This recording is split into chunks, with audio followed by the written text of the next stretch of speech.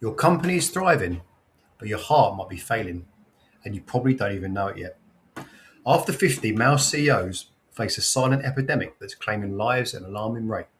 Stress induced cardiovascular disease that develops so gradually most leaders miss every single warning sign. The scary part is that the symptoms often mirror normal business stress, so you dismiss them until it's too late. I'm going to reveal the specific risk factors that target executives over 50 and give you a clear action plan to protect your health without sacrificing your business success. To point number one, the numbers don't lie, and they're probably worse than you think they are.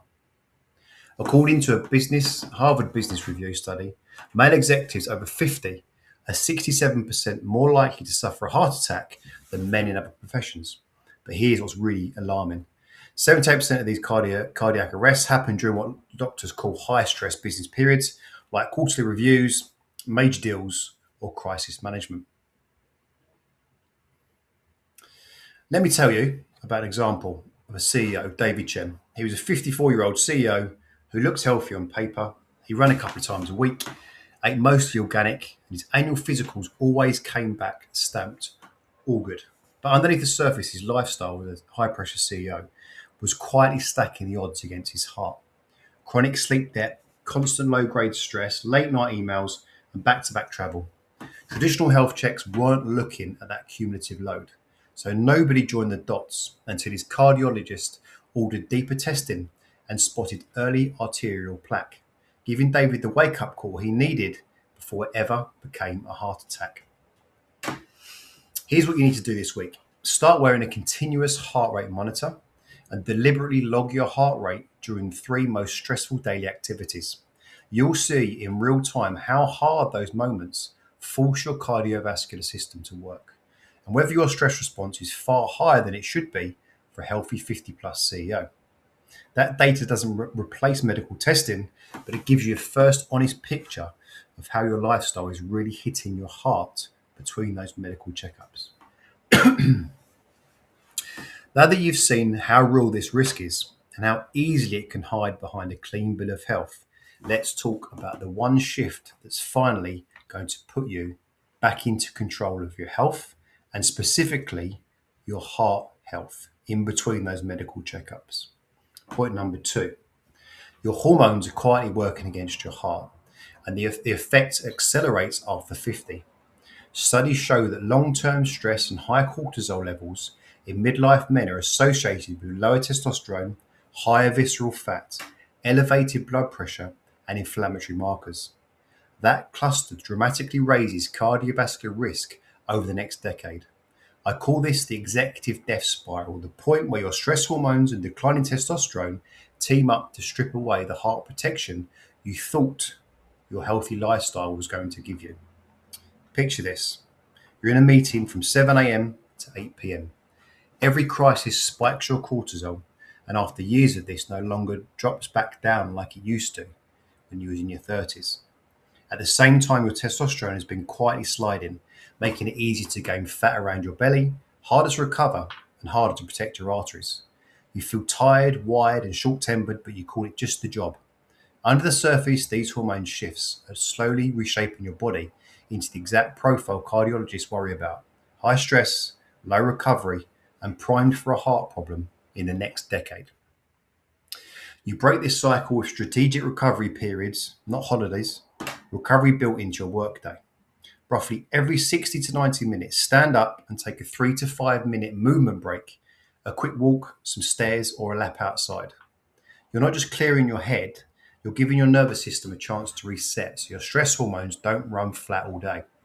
And stop flying blind with your hormones at 50 plus. You should be checking testosterone and other key markers regularly with your doctor, not just assuming one normal test a few years will apply now, because it won't. If you're over 50, have you noticed it takes longer to recover from a brutal week than it used to? Drop a quick yes in the comment if this resonates with you, because it'd be good to understand a bit more about your specific situation. Point number 3, you think you're managing on less sleep, but your heart is paying a price you can't see.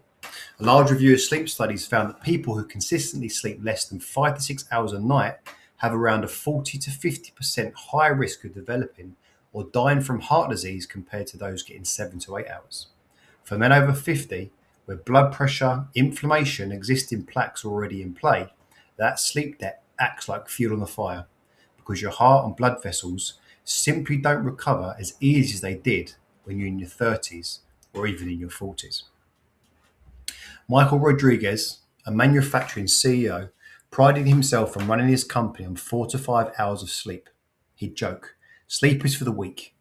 By 56, he was carrying more weight around his middle, his blood pressure had crept up, and he needed just a bit of something to get through most afternoons. But his labs still looked good enough. During what should have been a routine surgery, his heart became unstable under anesthesia and he needed emergency support. The cardiology team later explained that years of chronic sleep deprivation, stress, and creeping risk factors had left his cardiovascular system far more fragile than anyone had realized at the time. Stop treating sleep like a luxury and start treating it like a business asset. Even one night of short sleep can measurably blunt your attention, decision making, and impulse control. Stack that over weeks, and you're effectively running your company on a fogged up brain. Aim for at least 7 hours in bed each night and track not just time but quality. Use a device that shows you how you're waking and how much deep and REM sleep you are actually getting during the night. But even if you fix your sleep and manage stress better, there's always one massive risk that most successful CEOs completely ignore, and it might be the most dangerous one of all.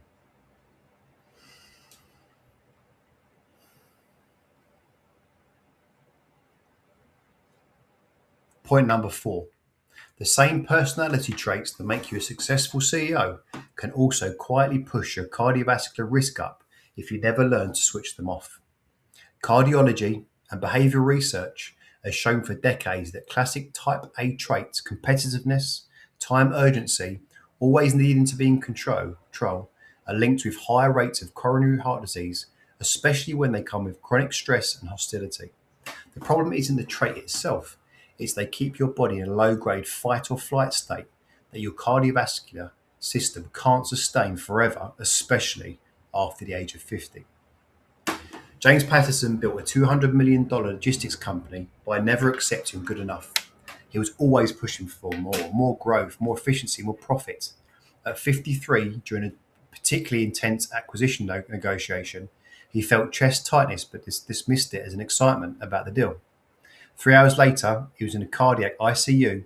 The cardiologist told him his arteries showed the signs of wear and tear that you usually see in someone who's been running on stress hormones for decades, not just for someone who's simply getting older. You need to rewire your relationship with urgency. Not every decision has to be made in the next 5 minutes. Not every opportunity needs to be seized today.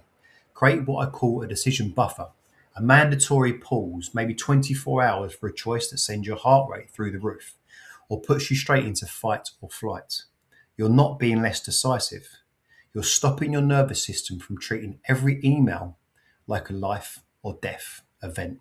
Gives you that little break, a little bit of a brain break between. Here's what most CEOs don't realize. The same drive that built your company will quietly destroy your health if you never learn to modulate it. After 50, success isn't about pushing harder, it's about directing that drive into systems that protect the engine that makes it all possible, your heart. Pretty important. Point number 5. Here's your roadmap to protect your heart while maintaining that competitive edge for the next 5, 10, or maybe even 15 years.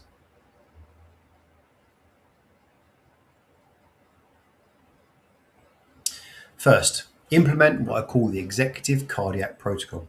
Push for a comprehensive cardiac workup that goes beyond the basic physical.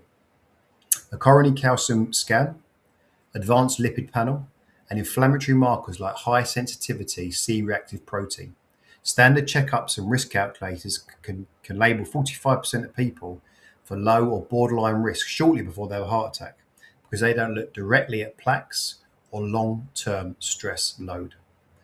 Second, create mandatory stress breaks. Every quarter, take a 3-day complete disconnection from work.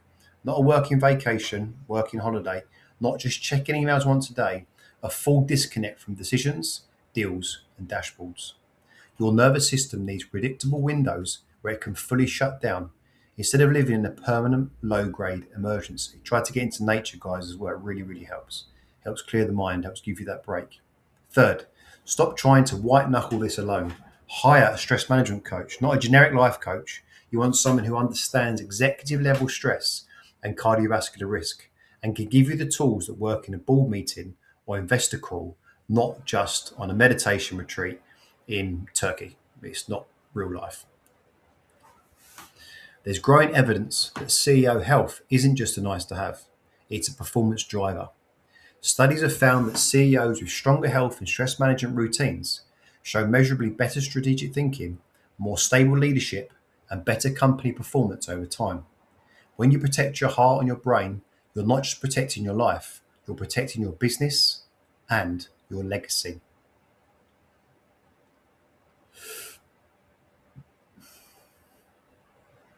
Which one of these action steps feels most challenging for you to implement?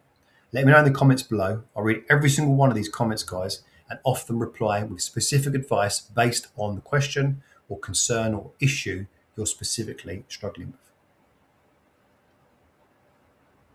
If you're serious about protecting your heart while maintaining your competitive edge, I've created the CEO Health Risk Scorecard, a practical tool that shows you where you're currently exposed and which tests, habits, and monitoring systems should be on your radar over the next 12 months. This isn't generic health advice, it's built around specific cardiovascular and lifestyle challenges facing CEOs over 50.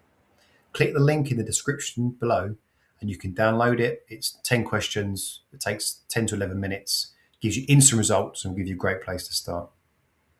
Which of these warning signs have you been ignoring? Drop a comment below, guys. Your experience might help save another executive's life. And if this video opens your eyes to risks you hadn't considered, subscribe and hit the notification bell. I release new content every week for executives who want lasting success without sacrificing their health.